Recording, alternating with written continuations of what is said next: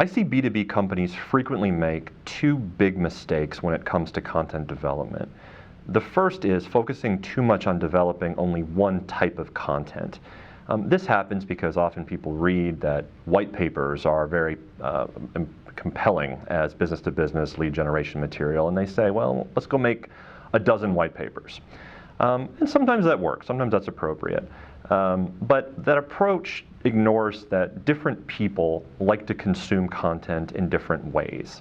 Some people may prefer to watch a video as opposed to reading a white paper or reading an article. Some people might want to read an article as a PDF. Others might want to read it on their screen as HTML. And one of the variables there is the type of device they're consuming it on.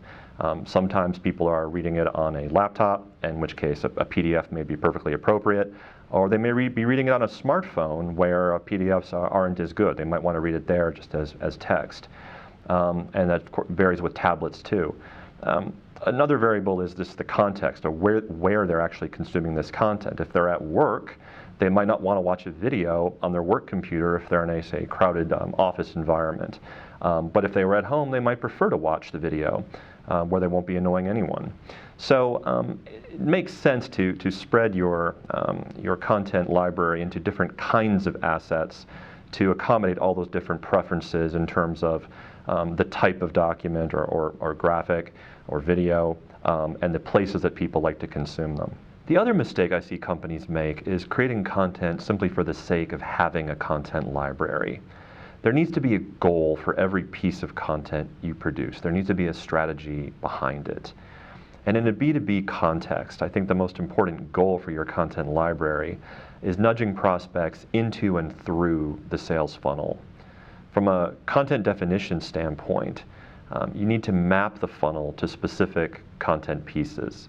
So for example, a white paper might be very good at the top of the sales funnel because it's good awareness building material. Whereas a short salesy video might be ideal for prospects who are close to the bottom of the funnel or closer to becoming customers of yours. So I would recommend before companies begin developing any content library that they first take a look at their existing sales process and identify the specific types of content that would be most helpful at various points in that process.